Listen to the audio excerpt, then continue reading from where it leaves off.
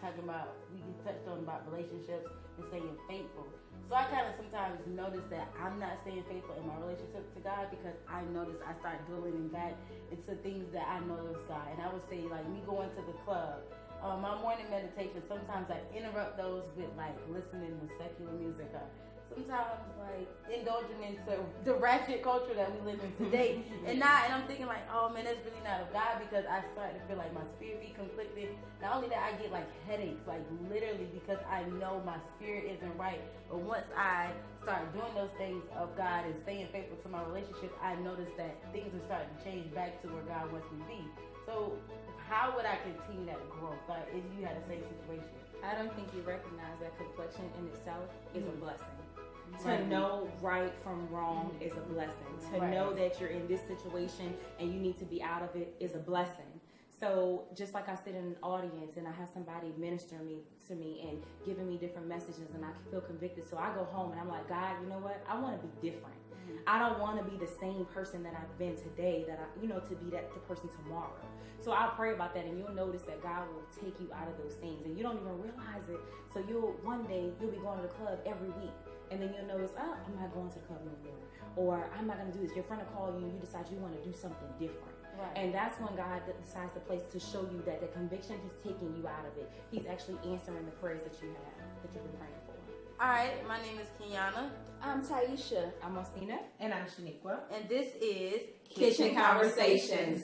And we were just recently touching on staying faithful in our relationships, and not just our relationship with God, our relationship with our spouses, and our relationship with people. And I recently just brought up an incident with me having a faithful relationship with God and me being conflicted. And we were just talking about how confliction is great because we're noticing right from wrong. So let's just continue to expound on that. So who else has any issues with confliction? Well, of course, I realize that as we're in that, as we're living in that lifestyle, and then we make the decision to turn ourselves over to God, or we make that walk and we start going to church. Of course, it is a continual walk that you experience. It's not okay, I'm going to go to church and make my decision to change my life and walk with God, but then you make that decision, and then it is a constant walk. You're constantly being changed, because if nothing changes in you because you're going to church, then you need to reevaluate. So it's just the purpose of not thinking that something's wrong with you, or you're so bad, or you're a sinner because you're going to the club, or you're doing things that are considered worldly. But still in all, you're still going to church. You're still trying to build your relationship with God. You're still, sometimes listening to the gospel music, and sometimes reading your Bible, and sometimes praying. But as you continue to have your mindset on God, I want to be right. I want to live right. I want to do right. And He continues to work on you. He continues to work in you. Spending time with the right people, connecting with the right people, going to the right places, spending more time with people who have the same focus that you have. Because if I'm hanging with so-and-so that is like, they like going to the club, they ain't worried about, hanging with Jesus, and I have made up in my mind, okay, I want to do this. I want to do this right. I've been there, done that, and I'm done with it. I want to go, I want to do right.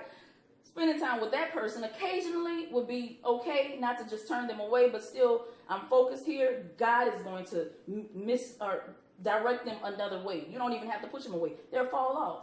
Right. You just actually brought something to, I don't know if it was God, I don't know what it was, but it just made me realize that literally this struggle is like being on a diet. You have to be able to tell yourself no. You have to recognize what's good that you need to feed into your body, that you need to exercise. Like when you're on a diet, you need to eat right, you need to exercise, you need to stay disciplined, you need to have the ability to tell yourself no. Right. And it's the same thing with being faithful to God and what He has in your life. It's like a diet. You have to be able to make these lifestyle changes in order to have a healthy lifestyle, period. Making that decision. Right. Making that decision. Yeah. Is going to the club wrong? I don't know. Going to the club. I look at you. Because I'm the clubber. I was the last one to get out the club.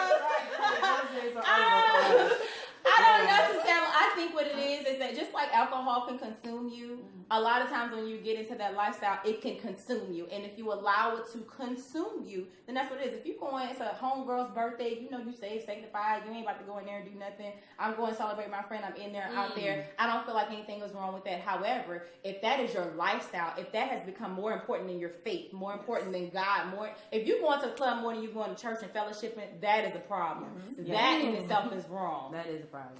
Yeah, so I wouldn't necessarily say that going to the club is wrong, but staying in In the the club club. is wrong. Residing in the club is wrong. When your permanent address is 355 Club Magazine, then that's wrong. Or they don't even know when you walk in. Right. So hey, Shantae, girl, we seen you last week. And I have some friends that still go to the club, and they'll occasionally ask me, but then they realize, okay, she's not a clubber. So they stop asking. Yeah. But they recognize, so important though, they recognize that you're different. When you're a Christian, when you're walking in your faith, when you're doing what you're supposed to do, when God has his hands on you in your life and he's manifesting everything, you look different. You do not look the same. It'll show. And so they won't even call you. They'll call you for prayer before they call you to actually go to the club. They will say, can you pray for me? Oh my God. Can you pray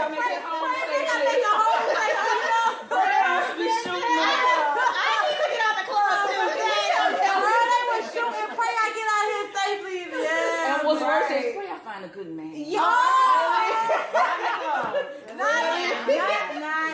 I'm gonna take it come on to church. If you want to pray, and that's the thing. Like something I learned a long time ago. I will never ever in my life pray for a man. What I will pray for is, God, when you send me this man, help me to recognize that this is the person you put in my life, and show me what to do once I get this man. Prepare me for this man. Prepare him for me. But you can't pray for a man because you're going to get exactly what you pray for. Don't think that God won't answer your prayers. Because he will. He's laughing at you. This is what you want. That's what you want. The next question is, where is the blessed place to find a man? The church or the club? And let me chime in that because I guess I'm the millennial. Y'all want that? I'm gonna say y'all millennial. The club is the worst place to find your man in church. I mean, it's the worst place. And I want to say the club in the church. And I say this from millennials. And I say this from a millennial standpoint, because if you say, "Oh, as a millennial, I'm gonna find my man in church," first of all, it's the reality of it. I would say, for me, experience, young men who are in the church, they have a facade, and this is who they are, and this is who they present themselves to be. So their representative has shown up at the church. So when you go to the club, you see the real them. So you don't really know the reality of who that person is. That's why I don't think it's great to meet a person at the church or at the club, because you don't really know who they really are. I mean, at the club, like you're gonna be popping bottles all day. I don't think they might be the same person. I think they are. That's who I exactly. But then if I see you in church, I don't know. I still don't know who you are, because so much. This generation is just so transparent. So, but sometimes in the church it's not. So I don't know if me and you kind of like the same thing. Like, you might like men. Like, I'm just going to address that. That's someone you might like what I like. Yeah. Or you might, this is reality. You might like my niece who younger than me. Absolutely. Or you just really, you still trying to find who you are as a young person, as a young adult. Yeah. Oh, and then the next question is, how do you distinguish the real person from the representative? I'm asking Miss Aisha because you've been married the longest. I would know. Distinguish the real person from the representative. Time and communication. Yeah. I would say definitely time. Definitely time. Time and with communicating. You allow someone to speak, then you'll hear what their real beliefs are and who they are. Right. Sometimes we get into the habit of having a dialogue and not really listening and hearing what they're saying. Right. It's just words. And with dating, that's one thing that I know I personally struggle with, because you may say something that I like, and that's like a trigger for me. Like a dog's ears go up. Like, oh, okay, but then you may say other things that I'm not that engaged with, but I'm like, oh, don't worry about it, I'll fix that. Right. Because you triggered. Right. I have one thing to add to that. I feel like with regards to that, you have to think about it like you're buying a car. You have a salesperson and you're a finance person. The salesperson is going to tell you what they want you to hear to buy that car. Whoa. That finance person is going to tell you what you need to get that car.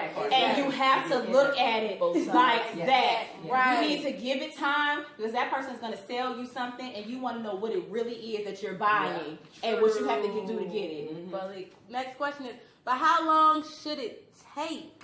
Child. Because let me tell you what, that's really, it's up in the air because you know what? Sometimes they representatives show up the day one, and then sometimes they representatives show up 20 years later. It just kind of, it really don't know. I think for me, you kind of represent a representative. I think to be honest, you kind of got to pray about it. Yes. Ask God about it. You definitely got to ask God. God has shown me signs. Like, it's like we were saying, be specific. Like, God, is this really him? Mm-hmm. If this really not him, or is this really her? Show me who they really are. Show me signs that this really is for me and that we are going to make each other grow. We're going to have faith, not only in our relationship, but faith in our walk with God. Like, they show me who they really 100%. Like, when you fart, I need to know if I'm going to like it or not. Like, that's just real. When you pass gas, I don't need to be like, hold up, wait a minute. Like, you was feeling like you was so real, but you wasn't because your representative show up. I mean, I really think it's really a matter of, with time and communication, this is what we're doing to build a friendship. Right. Because the main thing about the foundation comes with building a friendship, getting to know this person that you're with. And I would say the reason why me and my husband do get along so well is because we had that foundation of friendship first. We've been knowing each other for so long. Right. So that's the reason why we get along so well. So I know that it takes people a long time to build that friendship, but all it takes is time, spending time together, communication, talking, going out in the public. Out in the public. not posting on social media. Netflix and chill. Chilling on the couch, watching a movie. Out in the public. Like, where we can have actual conversation. In the daytime. Because we start off with coffee. I get all of that, but for me, I think it's seeing the worst of that person. If I know that I can see the worst of that person and I can deal with it, then sweetheart, we can make it for a lifetime. A lot of times you don't get to see the very worst that person can be, and that's what makes you run and get away from it and feel like you don't want to deal with it anymore. So that's my thing. Yeah. All right, guys. So this is Kitch'n Konversations. We follow us on social media. Leave in our comments if you want us to cover a topic that we have not discussed. We appreciate you guys for joining us. Join us for the next segment, Kitch'n Konversations. Yay!